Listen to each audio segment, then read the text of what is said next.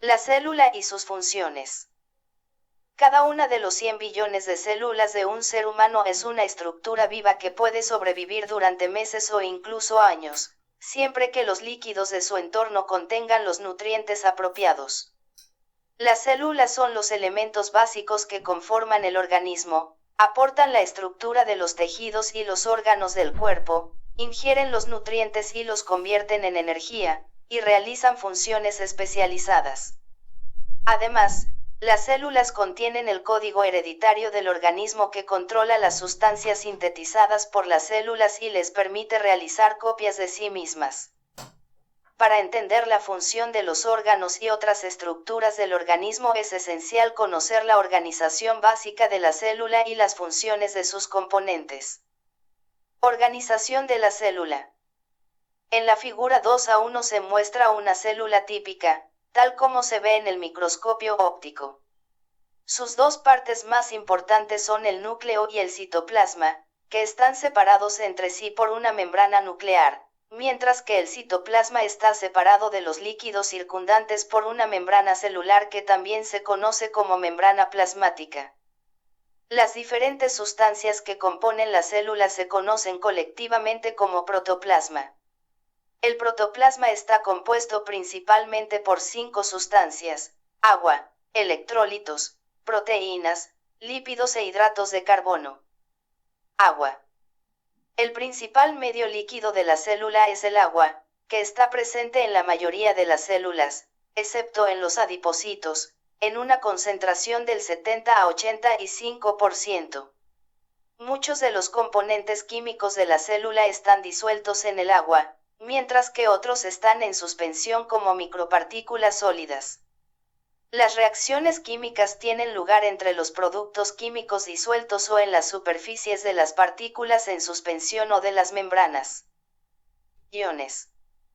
Algunos de los iones importantes de las células son el potasio, el magnesio, el fosfato, el sulfato, el bicarbonato y cantidades más pequeñas de sodio, cloruro y calcio. Todos estos iones se comentan con mayor detalle en el capítulo iones entre los líquidos intracelular y extracelular. Los iones son los productos químicos inorgánicos de las reacciones celulares y además son necesarios para el funcionamiento de algunos de los mecanismos de control celulares. Por ejemplo, los iones que actúan en la membrana celular son necesarios para la transmisión de los impulsos electroquímicos en el músculo y las fibras nerviosas. Proteínas. Después del agua, las sustancias más abundantes en la mayoría de las células son las proteínas, que normalmente constituyen entre el 10 y el 20% de la masa celular. Son de dos tipos: proteínas estructurales y proteínas funcionales. Las proteínas estructurales están presentes en la célula principalmente en forma de filamentos largos que son polímeros de muchas moléculas proteicas individuales. Un uso importante de este tipo de filamentos intracelulares es la formación de microtúbulos que proporcionan los citoesqueletos de orgánulos celulares como los cilios, axones nerviosos, usos mitóticos de las células en mitosis y masas arremolinadas de túbulos filamentosos finos que mantienen unidas las partes del citoplasma y nucleoplasma en sus compartimientos respectivos. Las proteínas fibrilares se encuentran fuera de la célula, especialmente en las fibras de colágeno y elastina del tejido conjuntivo y en las paredes de los vasos sanguíneos, tendones, ligamentos, etc. Las proteínas funcionales son un tipo de proteína totalmente diferente, compuesto habitualmente por combinaciones de pocas moléculas en un formato tubular-globular. Estas proteínas son principalmente las enzimas de la célula y, al contrario de las proteínas fibrilares, a menudo son móviles dentro del líquido celular. Además, muchas de ellas están adheridas a las estructuras membranosas dentro de la célula.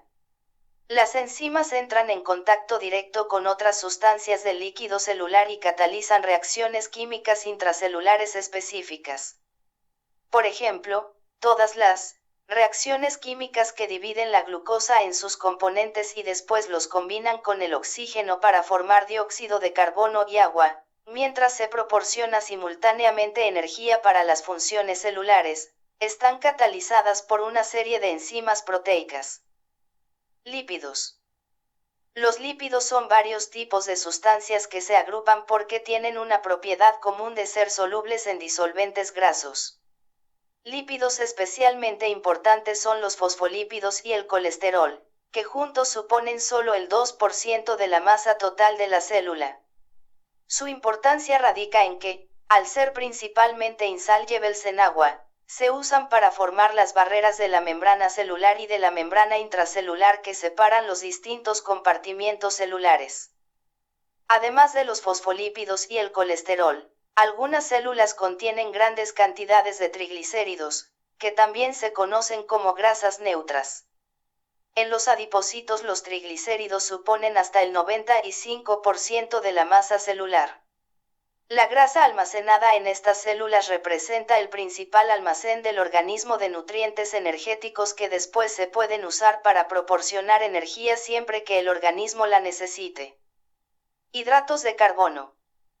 Los hidratos de carbono tienen escasas funciones estructurales en la célula, salvo porque forman parte de las moléculas glucoproteicas, pero sí tienen un papel muy importante en la nutrición celular.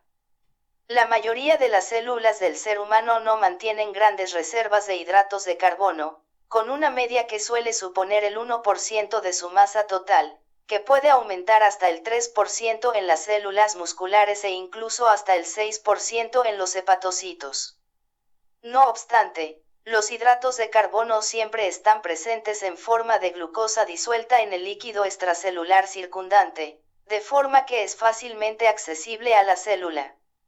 Además, una pequeña cantidad de hidratos de carbono se almacena en las células en forma de glucógeno, que es un polímero insoluble de glucosa que se puede despolimerizar y usar rápidamente para aportar la energía que necesitan las células. Estructura física de la célula. La célula contiene estructuras físicas muy organizadas que se denominan orgánulos intracelulares. La naturaleza física de cada orgánulo es tan importante como lo son los componentes químicos para las funciones de la célula. Por ejemplo, sin uno de los orgánulos, la mitocondria, más del 95% de la energía de la célula que se libera de los nutrientes desaparecería inmediatamente. En la figura 2A2 se muestran los orgánulos más importantes y otras estructuras de la célula. Estructuras membranosas de la célula. La mayoría de los orgánulos de la célula están cubiertos por membranas compuestas principalmente por lípidos y proteínas. Estas membranas son la membrana celular, la membrana nuclear, la membrana del retículo endoplásmico y las membranas de la mitocondria, los lisosomas y el aparato de Golgi. Los lípidos de las membranas proporcionan una barrera que impide el movimiento de agua y sustancias hidrosolubles desde un compartimiento celular a otro, porque el agua no es soluble en lípidos. No obstante, las moléculas proteicas de la membrana suelen atravesar toda la membrana proporcionando vías especializadas que a menudo se organizan en poros auténticos para el paso de sustancias específicas a través de la membrana. Además, muchas otras proteínas de la membrana son enzimas que catalizan multitud de reacciones químicas diferentes, que se comentarán en este y en capítulos sucesivos. Membrana celular. La membrana celular, también denominada membrana plasmática, cubre la célula y es una estructura elástica, fina y flexible que tiene un grosor de tan solo 7,5 a 10 nm. Está formada casi totalmente por proteínas y lípidos, con una composición aproximada de un 55% de proteínas, un 25% de fosfolípidos, un 13% de colesterol, un 4% de otros lípidos y un 3% de hidratos de carbono. La barrera lipídica de la membrana celular impide la penetración de sustancias hidrosolubles. En la figura 2A3 se muestra la estructura de la membrana celular. Su estructura básica consiste en una bicapa lipídica, una película fina de doble capa de lípidos, cada una de las cuales contiene una sola molécula de grosor y rodea de forma continua toda la superficie celular. En esta película lipídica se encuentran intercaladas grandes proteínas globulars. La bicapa lipídica básica está formada por tres tipos principales de lípidos: fosfolípidos, esfingolípidos y colesterol. Los fosfolípidos son los más abundantes en la membrana celular. Un extremo de cada molécula de fosfolípido es soluble en agua, es decir, es hidrófilo, mientras que el otro es soluble solo en grasas, es decir, es hidrófobo. El extremo fosfato del fosfolípido es hidrófilo y la porción del ácido graso es hidrófoba. Como las porciones hidrófobas de las moléculas de fosfolípidos son repelidas por el agua, pero se atraen mutuamente entre sí, tienen una tendencia natural a unirse unas a otras en la zona media de la membrana, como se muestra en la figura 2a3. Las porciones hidrófilas de fosfato constituyen entonces las dos superficies de la membrana celular completa que están en contacto con el agua intracelular en el interior de la membrana y con el agua extracelular en la superficie externa. La capa lipídica de la zona media de la membrana es impermeable a las sustancias hidrosolubles habituales, como iones, glucosa y urea. Por el contrario, las sustancias hidrosolubles, como oxígeno, dióxido de carbono y alcohol, pueden penetrar en esta porción de la membrana con facilidad. Los esfingolípidos, derivados del aminoalcohol esfingosina, tienen también grupos hidrófobos e hidrófilos y están presentes en pequeñas cantidades en las membranas celulares, especialmente en las células nerviosas. Según se cree, los esfingolípidos complejos de las membranas celulares tienen varias funciones, como son la protección frente a factores perniciosos del entorno, la transmisión de señales y como sitios de adhesión para proteínas extracelulares. Las moléculas de colesterol de la membrana son también lípidos, porque sus núcleos esteroides son muy liposolubles. Estas moléculas, en cierto sentido, están disueltas en la bicapa de la membrana. Una de sus funciones más importantes consiste en determinar el grado de permeabilidad, o impermeabilidad, de la bicapa ante los componentes hidrosolubles de los líquidos del organismo. El colesterol también controla gran parte de la fluidez de la membrana. Proteínas de la membrana celular integrales y periféricas. En la figura 2a3 también se muestran masas globulars que flotan en la bicapa lipídica. Estas proteínas de membrana son principalmente glucoproteínas. Existen dos tipos de proteínas de membrana celular: proteínas integrales que protruyen por toda la membrana y proteínas periféricas que se unen solo a una superficie de la membrana y que no penetran en todo su espesor. Muchas de las proteínas integrales componen canales estructurales, o poros, a través de los cuales las moléculas de agua y las sustancias hidrosolubles, especialmente los iones, pueden difundir entre los líquidos extracelular e intracelular. Estos canales de proteínas también tienen propiedades selectivas que permiten la difusión preferente de algunas sustancias con respecto a las demás. Otras proteínas integrales actúan como proteínas transportadoras de sustancias que, de otro modo, no podrían penetrar en la bicapa lipídica. En ocasiones, estas proteínas transportan incluso sustancias en dirección contraria a sus gradientes electroquímicos de difusión, lo que se conoce como transporte activo. Otras proteínas actúan como enzimas. Las proteínas integrales de la membrana pueden actuar también como receptores de los productos químicos hidrosolubles, como las hormonas peptídicas, que no penetran fácilmente en la membrana celular. La interacción de los receptores de la membrana celular con ligandos específicos que se unen al receptor provoca cambios conformacionales de la proteína del receptor. A su vez, este proceso activa enzimáticamente la parte intracelular de la proteína o induce interacciones entre el receptor y las proteínas del citoplasma que actúan como segundos mensajeros, con lo que la señal se transmite desde la parte extracelular del receptor al interior de la célula. De esta forma, las proteínas integrales que ocupan la membrana celular son un medio de transmisión de la información sobre el entorno hacia el interior de la célula. Las moléculas proteicas periféricas se unen con frecuencia a las proteínas integrales, de forma que las proteínas periféricas funcionan casi totalmente como enzimas o como controladores del transporte de sustancias a través de los poros de la membrana celular. Hidratos de carbono de la membrana, glucocáliz, celular. Los hidratos de carbono de la membrana se presentan casi invariablemente combinados con proteínas o lípidos en forma de glucoproteínas o glucolípidos. De hecho, la mayoría de las proteínas integrales son glucoproteínas y aproximadamente la 10ª parte de las moléculas lipídicas de la membrana son glucolípidos. Las porciones, gluco, de estas moléculas protruyen casi siempre hacia el exterior de la célula, colgando de la superficie celular.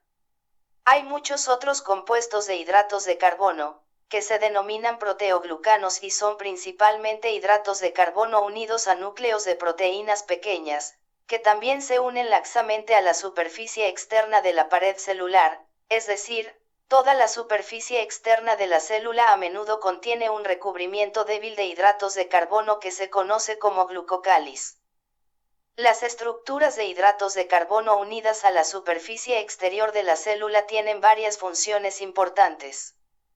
Muchas de ellas tienen una carga eléctrica negativa que proporciona a la mayoría de las células una carga negativa a toda la superficie que repele a otros objetos cargados negativamente. 2. El glucocáliz de algunas células se une al glucocáliz de otras, con lo que une las células entre sí. 3. Muchos de los hidratos de carbono actúan como componentes del receptor para la unión de hormonas, como la insulina. Cuando se unen, esta combinación activa las proteínas internas unidas que, a su vez, activan una cascada de enzimas intracelulares.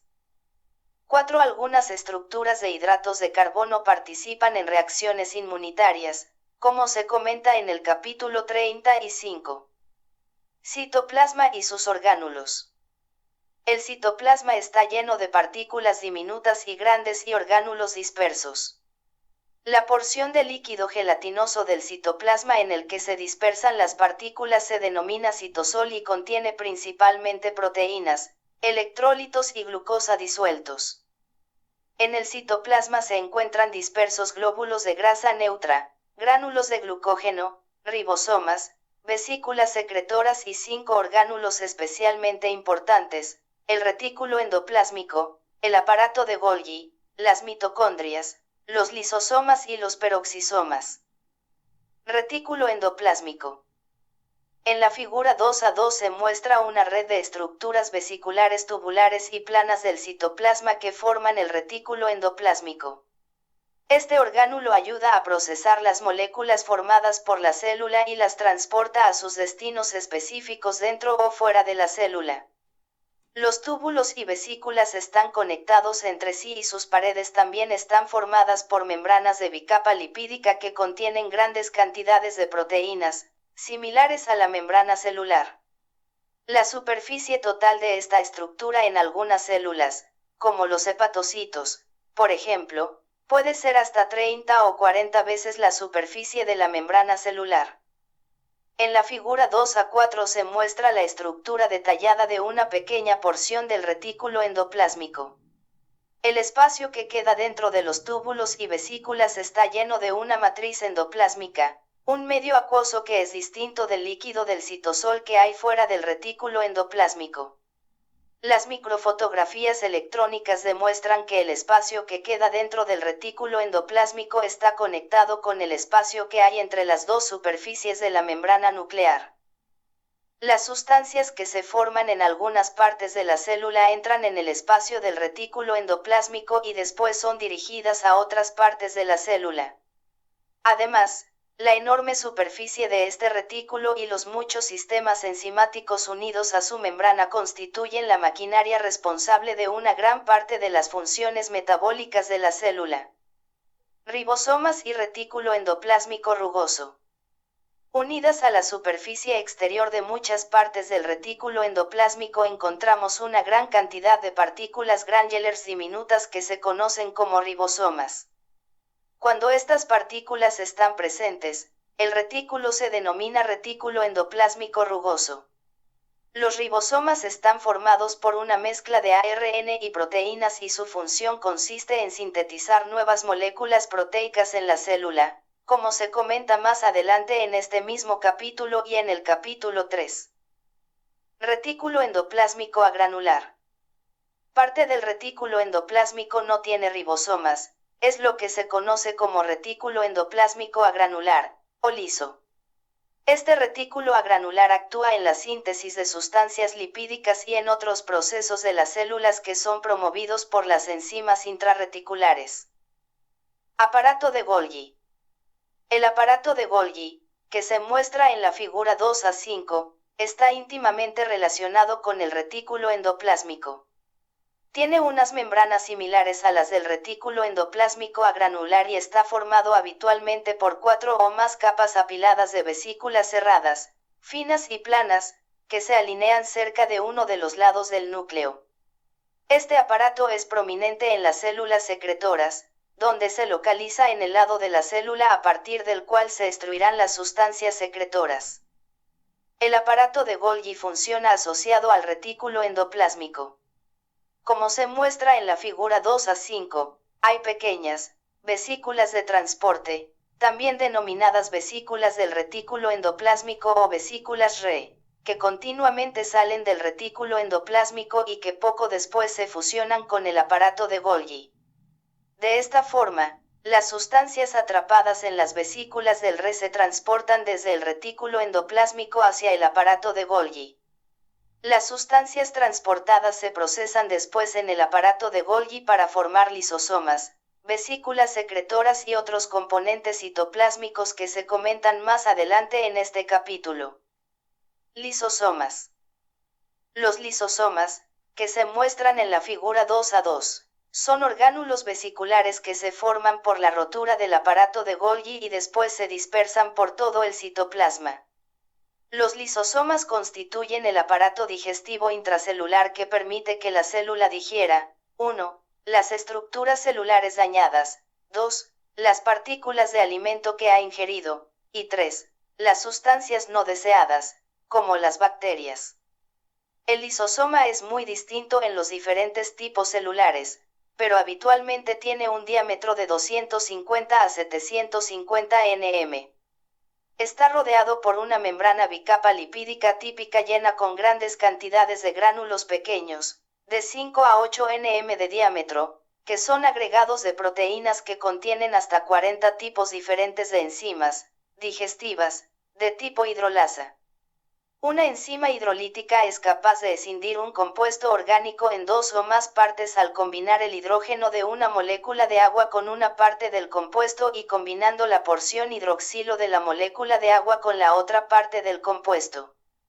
Por ejemplo, una proteína se hidroliza para dar lugar a aminoácidos, el glucógeno se hidroliza para dar lugar a glucosa y los lípidos se hidrolizan para dar lugar a ácidos grasos y glicerol. Las enzimas hidrolíticas están altamente concentradas en los lisosomas.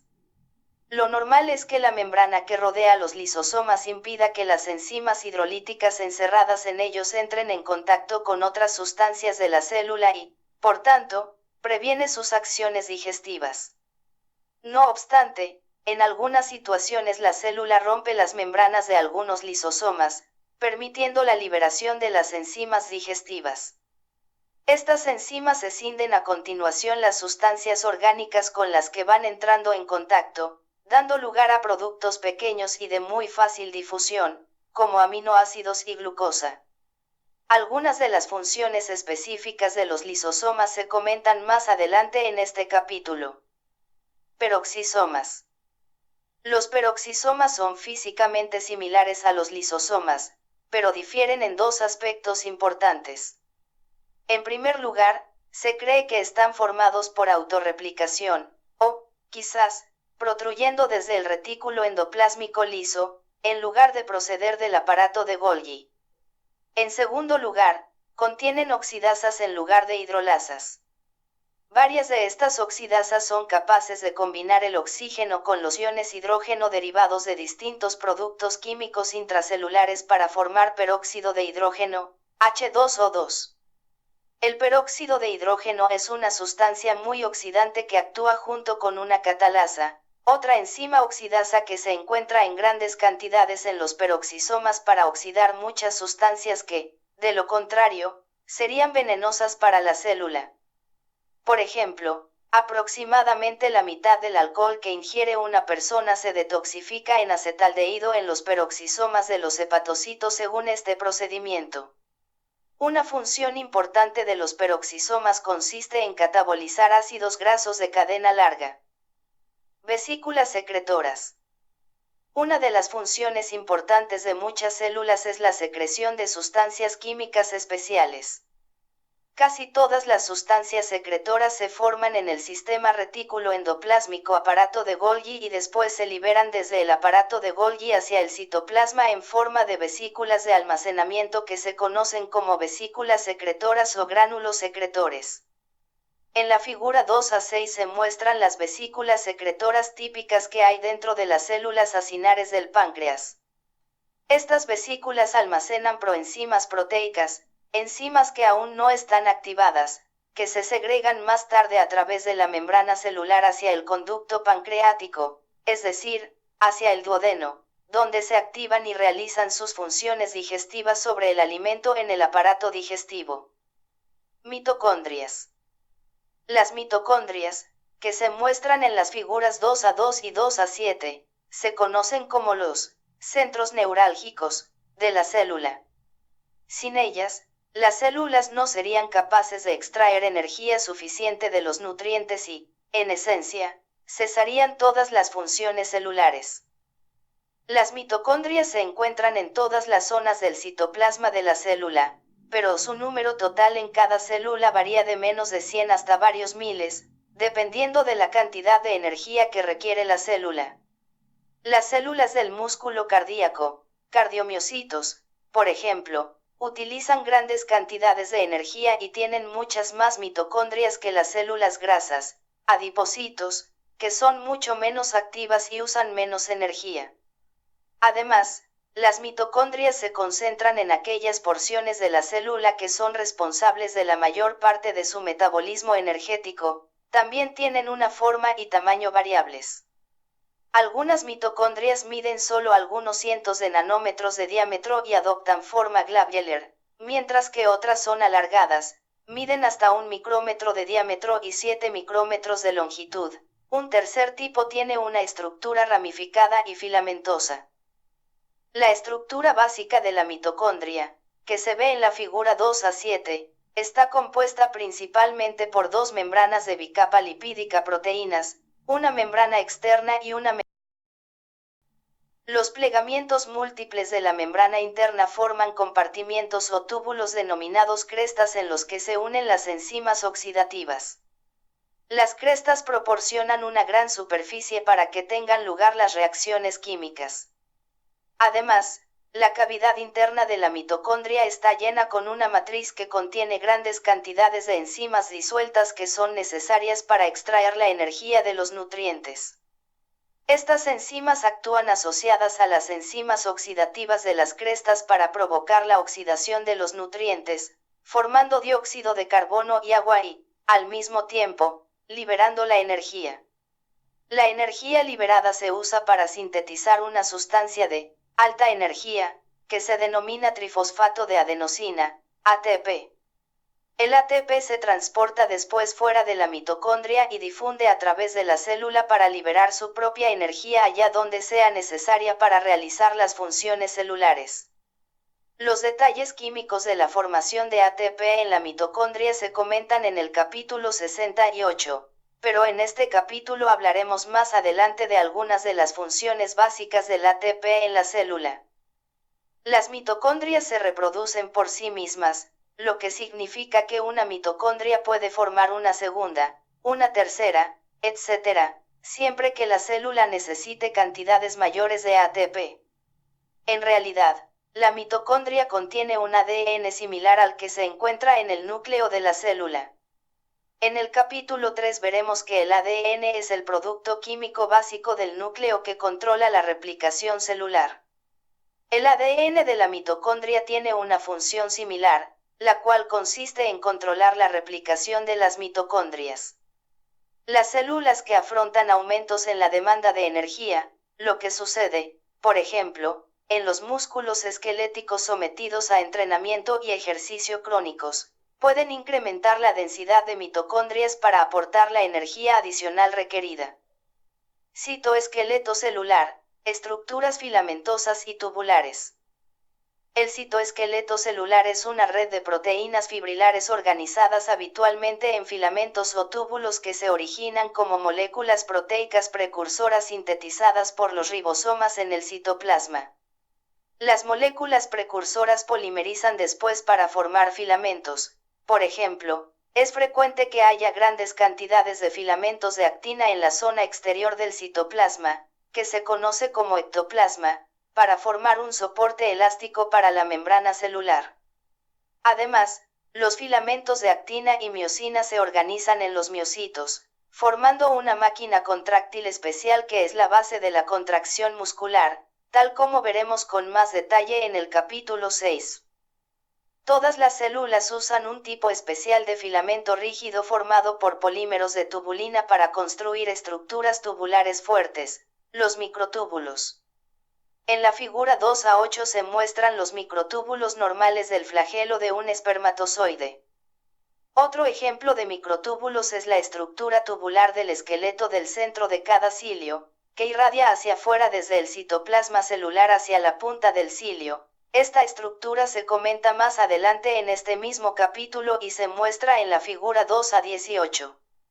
Además, ambos centríolos y el uso mitótico de la célula en mitosis están formados por microtúbulos rígidos. Es decir, una de las funciones principales de los microtúbulos es actuar como citoesqueleto, proporcionando estructuras físicas rígidas para determinadas partes de las células. El citoesqueleto de la célula no solo determina la forma celular, sino que además participa en la división de las células, permite su movimiento y proporciona una especie de ruta que dirige el movimiento de los orgánulos en el interior de las células. Núcleo. El núcleo, que es el centro de control de la célula, envía mensajes a esta para que crezca y madure, se replique o muera. Brevemente, contiene grandes cantidades de ADN, que comprende los genes, que son los que determinan las características de las proteínas celulares, como las proteínas estructurales, y también las enzimas intracelulares que controlan las actividades citoplásmicas y nucleares. Los genes también controlan y promueven la reproducción de la célula. Los genes se reproducen primero para crear dos juegos idénticos de genes y después se divide la célula utilizando un proceso especial, que se conoce como mitosis, para formar dos células hijas, cada una de las cuales recibe uno de los dos juegos de genes de ADN. Todas estas actividades del núcleo se plantean con más detalle en el capítulo 3. Por desgracia, el aspecto del núcleo en el microscopio no aporta muchas claves sobre los mecanismos por los cuales el núcleo realiza sus actividades de control. En la figura 2a9 se muestra el aspecto del núcleo en interfase con el microscopio óptico, es decir, en el periodo entre las mitosis, donde se ve la cromatina, un material que se tiñe de oscuro, por todo el nucleoplasma. Durante la mitosis esta cromatina se organiza en forma de cromosomas muy estructurados que se identifican fácilmente usando el microscopio óptico, como veremos en el capítulo 3. Membrana nuclear. La membrana nuclear, también conocida como cubierta nuclear, consiste realmente en dos membranas bicapas separadas, una dentro de la otra. La membrana externa es una continuación del retículo endoplásmico del citoplasma celular y el espacio que queda entre las dos membranas nucleares también es una continuación con el espacio del interior del retículo endoplásmico, como se ve en la figura 2a9. Varios miles de poros nucleares atraviesan la membrana nuclear. En los bordes de estos poros hay unidos grandes complejos de moléculas proteicas, de forma que la zona central de cada poro mide solo unos 9 nm de diámetro, tamaño suficientemente grande como para permitir que moléculas de un peso molecular de hasta 44.000 la atraviesen con una facilidad razonable. Nucleolos y formación de ribosomas. Los núcleos de la mayoría de las células contienen una o más estructuras que se tiñen intensamente y se denominan nucleolos. Estos nucleolos, a diferencia de la mayoría de los orgánulos que vamos a comentar, no tienen una membrana limitante, sino que consisten en una acumulación simple de grandes cantidades de ARN y proteínas de los tipos encontrados en los ribosomas. El nucleolo aumenta de tamaño considerablemente cuando la célula está sintetizando proteínas activamente. La formación de los nucleolos, y de los ribosomas del citoplasma fuera del núcleo, comienza en el núcleo. Primero, los genes específicos de ADN de los cromosomas dan lugar a la síntesis de ARN, parte del cual se almacena en los nucleolos, aunque la mayoría se transporta hacia afuera, a través de los poros nucleares, hacia el citoplasma, donde se usan junto con proteínas específicas para ensamblar los ribosomas maduros, que tienen un papel esencial en la formación de las proteínas del citoplasma, como se comenta con más detalle en el capítulo 3. Comparación entre la célula animal y las formas de vida precelulares. La célula es un organismo complicado que ha necesitado muchos cientos de millones de años para desarrollarse después de que apareciera la primera forma de vida, un organismo similar a los virus de nuestros días, sobre la Tierra. En la figura 2 a 10 se muestran los tamaños relativos de 1. El virus más pequeño conocido, 2. Un virus grande, 3. Una rickettsia, 4. Una bacteria, y 5. Una célula nucleada, donde se ve que la célula tiene un diámetro en torno a 1.000 veces mayor que el del virus más pequeño y, por tanto, un volumen en torno a 1.000 millones de veces mayor que el del virus más pequeño. Por tanto, las funciones y la organización anatómica de la célula también son bastante más complejas que las de los virus. El componente vital esencial de los virus pequeños es un ácido nucleico embebido en un recubrimiento proteico.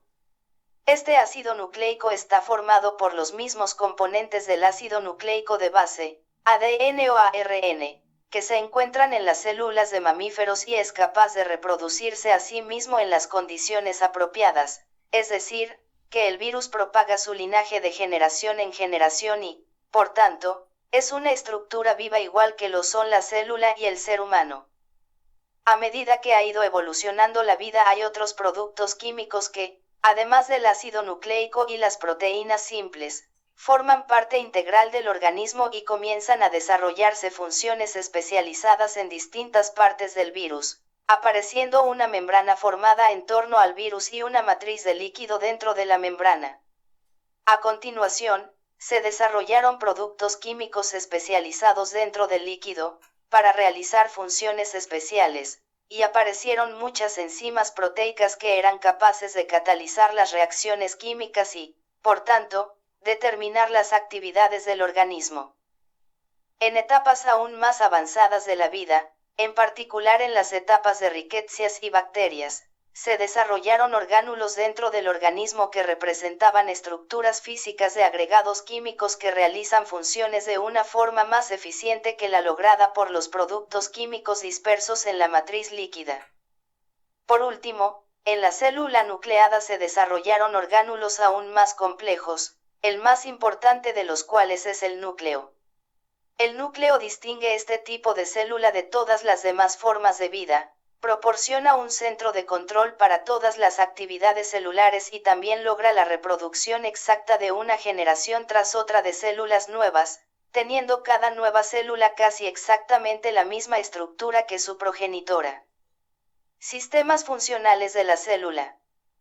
En el resto de este capítulo comentaremos varios sistemas funcionales representativos de la célula que la convierten en un organismo vivo. Ingestión por la célula, endocitosis. Si una célula va a vivir, crecer y reproducirse, debe obtener nutrientes y otras sustancias de los líquidos circundantes.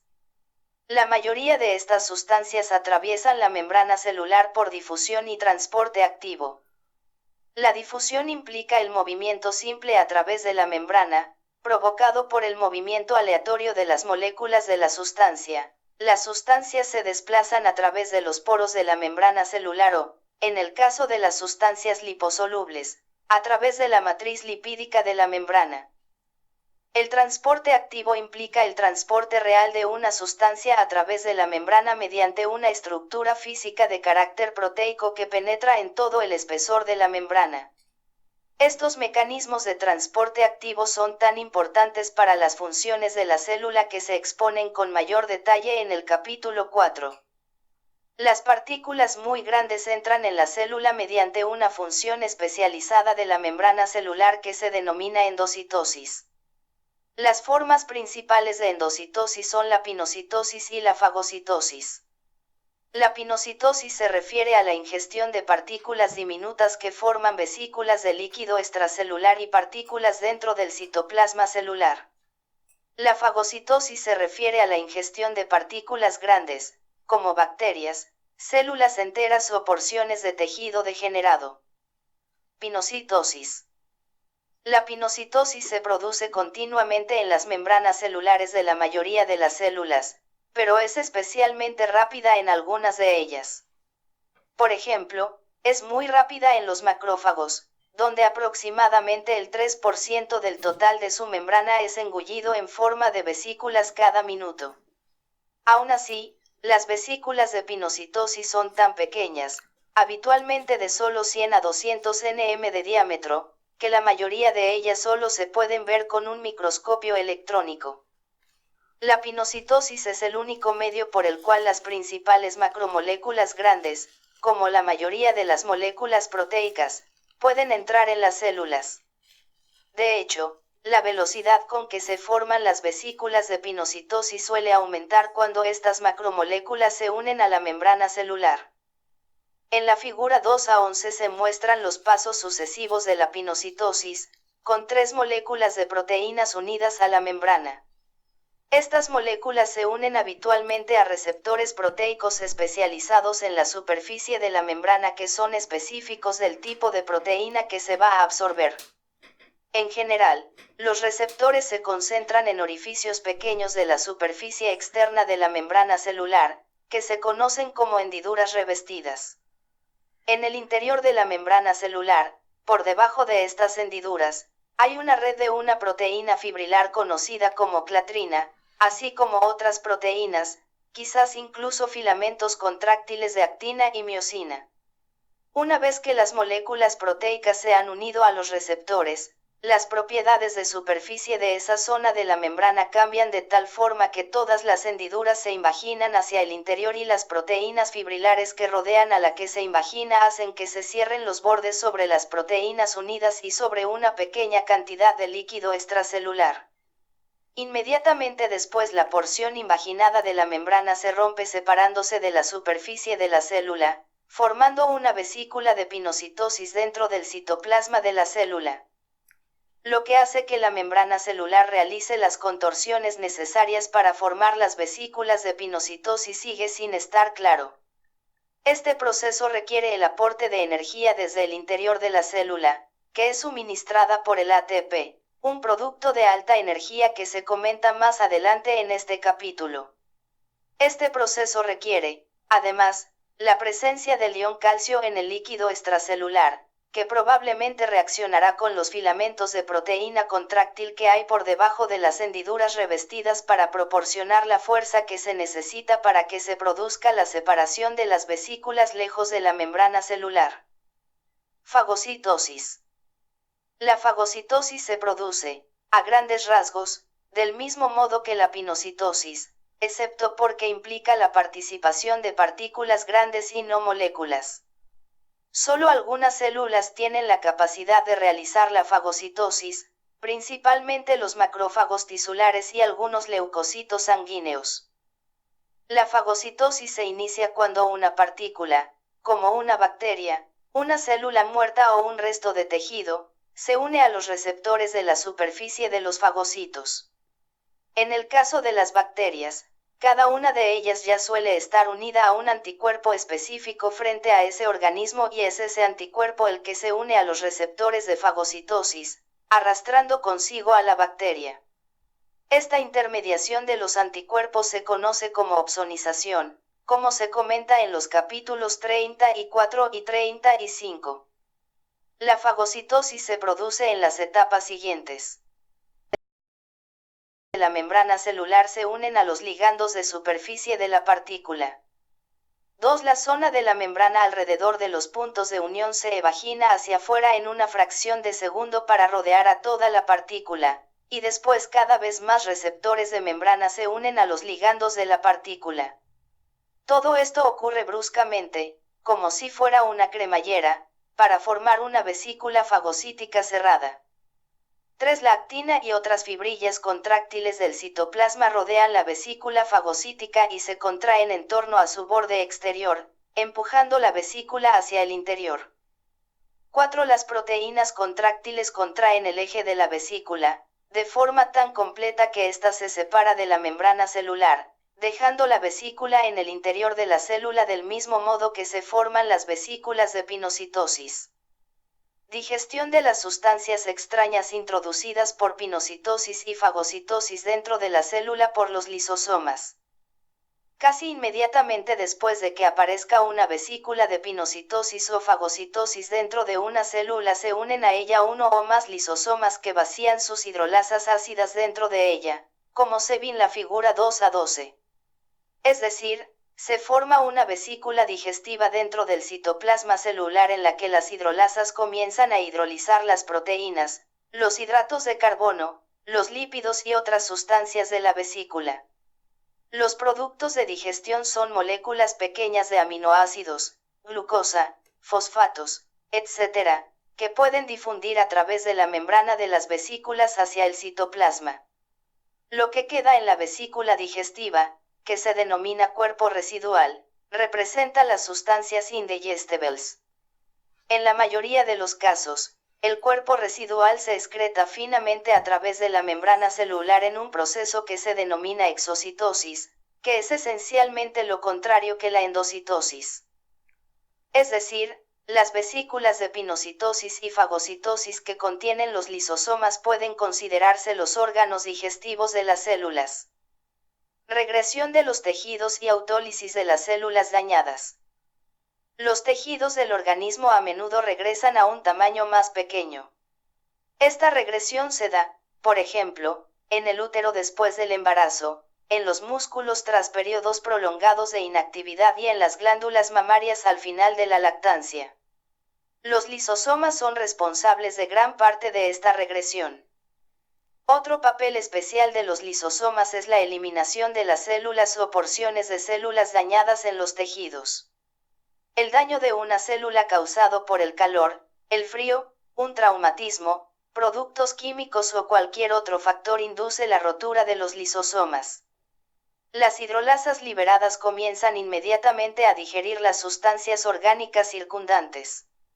Si el daño es pequeño, solo se eliminará una porción de la célula, que después se repararía. Si el daño es importante se digiere toda la célula, lo que se denomina autólisis. De esta manera, la célula se elimina por completo y se forma una célula nueva del mismo tipo, normalmente por la reproducción mitótica de una célula adyacente para ocupar el puesto de la anterior. Los lisosomas también contienen sustancias bactericidas que pueden matar a las bacterias fagocitadas antes de que provoquen daños a la célula. Estas sustancias son, 1. La lisozima, que disuelve la membrana celular bacteriana, 2. La lisoferrina, que se une al hierro y a otras sustancias antes de que puedan promover el crecimiento bacteriano, y 3. Un medio ácido, con un pH en torno a 5, que activa las hidrolasas e inactiva los sistemas metabólicos bacterianos. Reciclado de los orgánulos celulares, autofagia. Los lisosomas desempeñan un papel fundamental en el proceso de autofagia, que literalmente significa comerse a sí mismo. La autofagia es un proceso de limpieza según el cual los orgánulos y los grandes agregados proteicos obsoletos se degradan y se reciclan. Fig 2a13. Los orgánulos celulares deteriorados son transferidos a lisosomas por estructuras de doble membrana denominadas autofagosomas, que se forman en el citosol.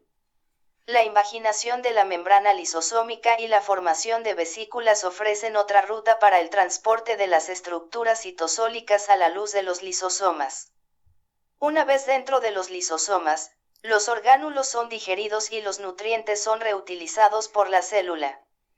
La autofagia contribuye a la renovación rutinaria de los componentes citoplásmicos y es un mecanismo clave para el desarrollo tisular, para la supervivencia celular en situaciones de escasez de nutrientes y para el mantenimiento de la homeostasis. Por ejemplo, en las células hepáticas, una mitocondria tiene normalmente un tiempo de vida medio de unos 10 días antes de su destrucción. Síntesis de estructuras celulares en el retículo endoplásmico y el aparato de Golgi. Funciones específicas del retículo endoplásmico.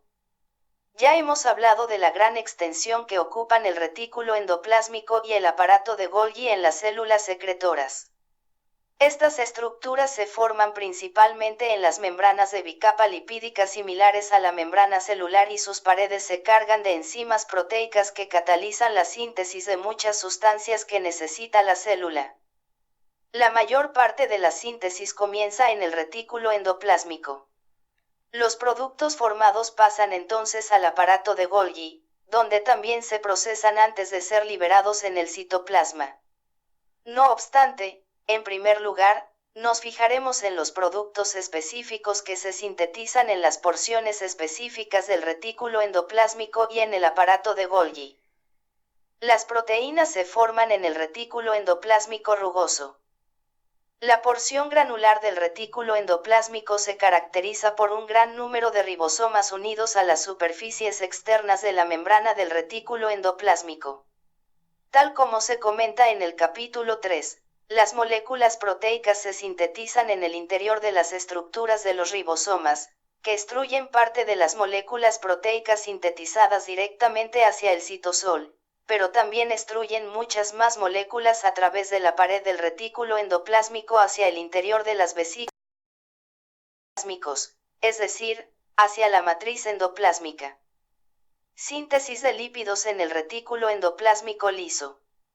El retículo endoplásmico también sintetiza lípidos, especialmente fosfolípidos y colesterol. Estos lípidos se incorporan rápidamente a la bicapa lipídica del propio retículo endoplásmico provocando que su crecimiento sea aún mayor. Este proceso tiene lugar principalmente en la porción lisa del retículo endoplásmico. Para evitar que el retículo endoplásmico crezca más allá de las necesidades de la célula, las vesículas pequeñas conocidas como vesículas Re o vesículas de transporte se separan continuamente del retículo liso. La mayoría migra después rápidamente hacia el aparato de Golgi. Otras funciones del retículo endoplásmico. Otras funciones significativas del retículo endoplásmico, en especial del retículo liso, son las siguientes. 1. Proporciona las enzimas que controlan la escisión del glucógeno cuando se tiene que usar el glucógeno para energía. 2. Proporciona una gran cantidad de enzimas que son capaces de detoxificar las sustancias, como los fármacos, que podrían dañar la célula.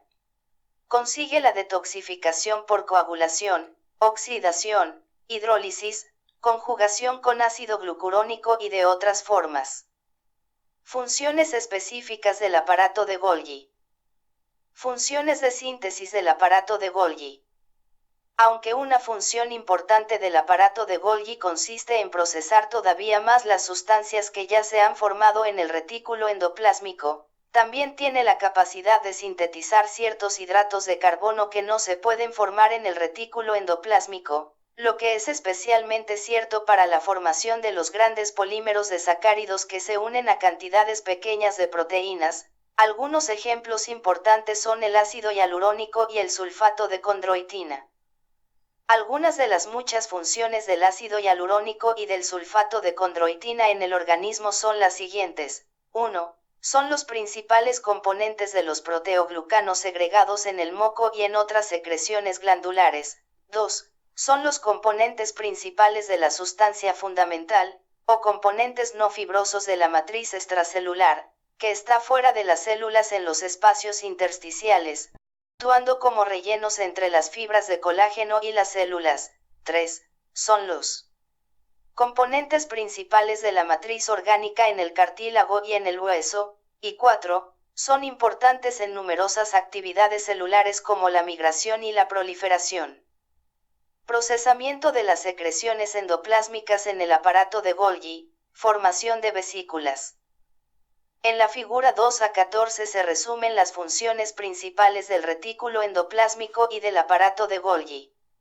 A medida que se forman las sustancias en el retículo endoplásmico, en especial las proteínas, se transportan a través de los túbulos hacia porciones del retículo endoplásmico liso que está más cerca del aparato de Golgi. En este momento, las vesículas pequeñas de transporte compuestas por pequeñas envolturas de retículo endoplásmico liso se van escindiendo continuamente y difundiendo hasta la capa más profunda del aparato de Golgi. Dentro de estas vesículas se sintetizan proteínas y otros productos del retículo endoplásmico. Las vesículas de transporte se fusionan instantáneamente con el aparato de Golgi y vacían las sustancias que contienen hacia los espacios vesiculares de este. Allí se añaden a las secreciones más moléculas de hidratos de carbono. Además, una función importante del aparato de Golgi consiste en compactar las secreciones del retículo endoplásmico en estructuras muy concentradas. A medida que las secreciones atraviesan las capas más externas del aparato de Golgi se produce la compactación y procesado. Por último, se separan continuamente vesículas tanto pequeñas como grandes desde el aparato de Golgi que transportan con ellas las sustancias segregadas compactadas y, a su vez, las vesículas difunden a través de la célula. El ejemplo siguiente ofrece una idea de los tiempos en que transcurren estos procesos. Cuando una célula glandular se sumerge en aminoácidos radiactivos se pueden detectar las moléculas proteicas radiactivas recién formadas en el retículo endoplásmico rugoso en 3 a 5 minutos. Antes de 20 minutos las proteínas recién formadas ya se encuentran en el aparato de Golgi y antes de 1 o 2 horas se segregan proteínas desde la superficie de la célula. Tipos de vesículas formadas por el aparato de Golgi, vesículas secretoras y lisosomas. En una célula muy secretora, las vesículas formadas por el aparato de Golgi son principalmente vesículas secretoras que contienen proteínas que se deben segregar a través de la superficie de la membrana celular. Estas vesículas secretoras difunden primero hacia la membrana celular, después se fusionan con ella y vacían sus sustancias hacia el exterior por el mecanismo denominado exocitosis. La exocitosis, en la mayoría de los casos, se estimula por la entrada de iones calcio en la célula. Los iones calcio interaccionan con la membrana vesicular de alguna forma que todavía no comprendemos y provocan su fusión con la membrana celular, seguida por exocitosis, es decir, la apertura de la superficie externa de la membrana y la extrusión de su contenido fuera de la célula. No obstante, algunas vesículas están destinadas al uso intracelular. Uso de vesículas intracelulares para reponer las membranas celulares. Algunas de las vesículas intracelulares que se forman en el aparato de Golgi se fusionan con la membrana celular o con las membranas de estructuras intracelulares, como la mitocondria e incluso el retículo endoplásmico. Esta fusión aumenta la superficie de estas membranas y repone las membranas a medida que se van utilizando. Por ejemplo, la membrana celular pierde gran parte de su sustancia cada vez que forma una vesícula fagocítica o pinocítica y las membranas vesiculadas del aparato de Golgi reponen continuamente la membrana celular. En resumen, el sistema de membrana del retículo endoplásmico y el aparato de Golgi representa un órgano de un metabolismo intenso que es capaz de formar nuevas estructuras intracelulares, así como sustancias secretoras que se van a extruir de la célula. La mitocondria extrae energía de los nutrientes. Las sustancias principales a partir de las cuales las células extraen energía son los alimentos, que reaccionan químicamente con el oxígeno, los hidratos de carbono, las grasas y las proteínas. En el cuerpo humano, esencialmente todos los hidratos de carbono se convierten en glucosa en el aparato digestivo y el hígado antes de que alcancen las demás células del organismo. De igual modo, las proteínas se convierten en aminoácidos y las grasas en ácidos grasos. En la figura 2 a 15 se muestra cómo el oxígeno y los alimentos, la glucosa, los ácidos grasos y los aminoácidos, entran en la célula. Dentro de la célula los alimentos reaccionan químicamente con el oxígeno, bajo la influencia de las enzimas que controlan las reacciones y canalizan la energía liberada en la dirección adecuada. Los detalles de todas estas funciones digestivas y metabólicas se incluyen en los capítulos 63 a 73. Brevemente, casi todas estas reacciones oxidativas se producen dentro de la mitocondria y la energía que se libera se usa para formar el compuesto de alta energía ATP. Después, el ATP, y no los alimentos originales, se usa en la célula para dar energía prácticamente a todas las reacciones metabólicas intracelulares posteriores. Características funcionales del ATP. El ATP es un nucleótido compuesto por 1. La base nitrogenada adenina, 2. El azúcar pentosa ribosa, y 3. 3 radicales fosfatos. Los dos últimos radicales fosfato están conectados con el resto de la molécula mediante los denominados enlaces de fosfato de alta energía, que están representados en la fórmula representados por el símbolo. En las condiciones físicas y químicas del organismo cada uno de esos enlaces de alta energía contiene aproximadamente 12.000 calorías de energía por mol de ATP, cifra muchas veces mayor que la energía almacenada en un enlace químico medio, dando lugar al término enlace de alta energía. Además, el enlace de fosfato de alta energía es muy lábil, por lo que puede dividirse instantáneamente a demanda siempre que se requiera energía para promover otras reacciones intracelulares. Cuando el ATP libera su energía se separa un radical de ácido fosfórico y se forma difosfato de adenosina, ADP. La energía liberada se usa para dar energía a muchas de las demás funciones celulares, como la síntesis de sustancias y la contracción muscular. Para reconstituir el ATP celular conforme se consume, la energía derivada de los nutrientes celulares hace que el ADP y el ácido fosfórico se recombinen para formar una nueva molécula de ATP y todo el proceso se repite una y otra vez. Por este motivo, el ATP se conoce como la moneda energética de la célula porque se puede gastar y recomponer continuamente, con un ciclo metabólico de solo unos minutos. Procesos químicos de la formación del ATP, función de la mitocondria. Al entrar en las células la glucosa es objeto de la acción de las enzimas en el citoplasma, que la convierten en ácido pirúvico, un proceso que se conoce como glucólisis. Una pequeña cantidad de ADP se cambia a ATP mediante la energía liberada durante esta conversión, pero esta cantidad supone menos del 5% del metabolismo energético global de la célula. Aproximadamente el 95% de la formación del ATP celular tiene lugar en la mitocondria. El ácido pirúvico que deriva de los hidratos de carbono, los ácidos grasos de los lípidos y los aminoácidos de las proteínas se convierten finalmente en el compuesto acetilcoenzima A, CoA, en la matriz de las mitocondrias. Esta sustancia, a su vez, se disuelve, con el propósito de extraer su energía, por otra serie de enzimas en la matriz de la mitocondria a través de una secuencia de reacciones químicas que se conocen como ciclo del ácido cítrico o ciclo de Krebs. Estas reacciones químicas son tan importantes que se explican con más detalle en el capítulo 68. En este ciclo del ácido cítrico la acetil-CoA se divide en sus componentes, átomos de hidrógeno y dióxido de carbono. El dióxido de carbono difunde fuera de la mitocondria y, finalmente, fuera de la célula. Por último, se excreta desde el organismo a través de los pulmones. Por el contrario, los átomos de hidrógeno son muy reactivos y se combinan con el oxígeno que también ha difundido hacia la mitocondria. Esta combinación libera una cantidad tremenda de energía que utiliza la mitocondria para convertir cantidades elevadas de ADP a ATP.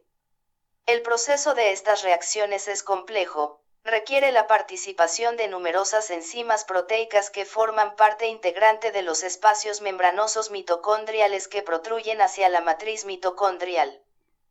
El episodio inicial es la eliminación de un electrón desde el átomo de hidrógeno, con lo que se convierte en un ion hidrógeno. El episodio terminal es una combinación de iones hidrógeno con oxígeno para formar agua, liberándose cantidades tremendas de energía hacia las grandes proteínas globulars que protruyen a modo de pomos desde las membranas de los espacios mitocondriales. Este proceso recibe el nombre de ATP sintetasa. Por último, la enzima ATP sintetasa usa la energía de los iones hidrógeno para causar la conversión del ADP a ATP. Este ATP recién formado se transporta fuera de la mitocondria hacia todos los lugares del citoplasma celular y el nucleoplasma, donde se usa su energía para muchas funciones celulares. Este proceso global que conduce a la formación de ATP se conoce como mecanismo quimiosmótico de la formación de ATP.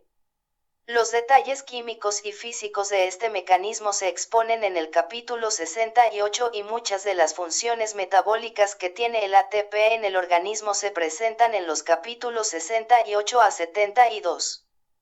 Usos del ATP para las funciones celulares. La energía del ATP se usa para promover tres categorías principales de funciones celulares. 1. Transporte de sustancias a través de múltiples membranas en la célula. 2. Síntesis de compuestos químicos a través de la célula. Y 3. Trabajo mecánico. Estos usos del ATP se ilustran mediante los ejemplos de la figura 2 a 16. 1. Para suministrar energía para el transporte de sodio a través de la membrana celular. 2. Para favorecer la síntesis proteica en los ribosomas. Y 3. Para suministrar la energía necesaria durante la contracción muscular. Además del transporte de sodio en la membrana, la energía del ATP es necesaria para el transporte a través de la membrana de iones potasio, calcio, magnesio, fosfato, cloruro, urato, hidrógeno y muchos otros iones y varias sustancias orgánicas. El transporte en la membrana es tan importante para las funciones de la célula que algunas, como las del túbulo renal, consumen hasta el 80% del ATP que forman solo para este propósito. Además de sintetizar proteínas, las células fabrican fosfolípidos, colesterol, purines, pirimidinas y otras sustancias. La síntesis de casi todos los compuestos químicos requiere energía. Por ejemplo, una sola molécula de proteína podría componerse de varios miles de aminoácidos unidos unos a otros por enlaces peptídicos. La formación de cada uno de estos enlaces requiere la energía derivada de la escisión de 4 enlaces de alta energía, es decir, muchos miles de moléculas de ATP deben liberar su energía a medida que se va formando cada molécula de proteína. De hecho, algunas células usan hasta el 75% de todo el ATP formado en la célula, simplemente para sintetizar nuevos compuestos químicos, en especial las moléculas proteicas, lo que es particularmente cierto durante la fase de crecimiento de las células. El principal uso final del ATP consiste en suministrar energía para las células especiales para realizar trabajo mecánico. En el capítulo 6 podemos ver que cada contracción de una fibra muscular requiere el consumo de enormes cantidades de energía del ATP. Otras células realizan un trabajo mecánico de otra forma, en especial por el movimiento ciliar y amebiano, que se describen más adelante en este capítulo. La fuente de la energía que se usa en todos estos tipos de trabajo mecánico es el ATP. En resumen, el ATP siempre está disponible para liberar su energía rápidamente y casi explosivamente, siempre que la célula lo necesite. Para sustituir el ATP que ha usado la célula se producen reacciones químicas mucho más lentas que escinden los hidratos de carbono, las grasas y las proteínas y usan la energía derivada de estos procesos para formar nuevo ATP. Más del 95% de este ATP se forma en la mitocondria, por lo que la mitocondria se conoce como el centro neurálgico de la célula. Locomoción de las células. El tipo más evidente de movimiento que se produce en el organismo es el de los miocitos en el músculo esquelético, cardíaco y liso, que constituye casi el 50% de toda la masa del organismo. Las funciones especializadas de estas células se comentan en los capítulos 6 a 9. En otras células se producen otros tipos de movimiento, el amebiano y el ciliar. Movimiento amebiano. El movimiento amebiano es el movimiento de toda la célula en relación con su entorno, como el movimiento de los leucocitos a través de los tejidos. Recibe su nombre por el movimiento de las amebas, que es de este tipo, que han proporcionado una herramienta excelente para el estudio del fenómeno. El movimiento amebiano comienza con la protrusión de un pseudópodo desde un extremo de la célula. Este pseudópodo se proyecta lejos de la célula y se asegura parcialmente en una zona nueva. Después, tira del resto de la célula hacia él.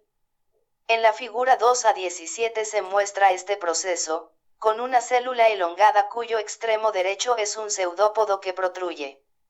La membrana de este extremo de la célula se está moviendo continuamente hacia adelante y la membrana del extremo izquierdo de la célula se desplaza después a medida que la célula se mueve. Mecanismo de locomoción amebiana. En la figura 2 a 17 se muestra el principio general del movimiento amebiano. Básicamente, es consecuencia de la formación continua de una membrana celular nueva en el extremo director del pseudópodo y la absorción continua de la membrana en las porciones media y posterior de la célula. Existen otros dos efectos esenciales también para el movimiento anterógrado de la célula. El primer efecto es la unión del pseudópodo a los tejidos circundantes, de forma que se fija en su posición directora mientras que el resto de la célula es arrastrado hacia adelante hacia el punto de anclaje. Esta unión tiene lugar por proteínas del receptor que se alinean dentro de las vesículas exóticas. Cuando las vesículas entran a formar parte de la membrana del pseudópodo se abren de forma que su interior se vierte hacia el exterior y los receptores protruyen ahora hacia el exterior y se unen a los ligandos de los tejidos circundantes. En el extremo opuesto de la célula los receptores se alejan de sus ligandos y forman nuevas vesículas de endocitosis. Después, estas vesículas corren hacia el extremo del pseudópodo de la célula, donde se usan para formar una membrana nueva para este. El segundo efecto esencial para la locomoción es proporcionar la energía necesaria para tirar de la célula en la dirección del pseudópodo. En el citoplasma de todas las células hay una cantidad moderada o grande de la proteína actina, gran parte de la cual se encuentra en forma de moléculas sencillas que no proporcionan ninguna otra potencia motriz. Sin embargo, estas moléculas se polimerizan para formar una red filamentosa que se contrae con una proteína de unión a la actina, como la miosina. Todo el proceso recibe su energía del compuesto ATP de alta energía. Este mecanismo sucede en el pseudópodo de una célula en movimiento, en el que una red de filamentos de actina de este tipo forma un nuevo soporte interno para el pseudópodo que aumenta de tamaño. La contracción también se produce en el ectoplasma de la célula, donde ya hay una red de actina preexistente por debajo de la membrana celular.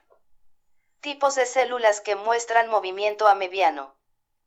Las células más frecuentes que muestran movimiento amebiano en el cuerpo humano son los leucocitos cuando salen de la sangre hacia los tejidos para formar macrófagos tisulares.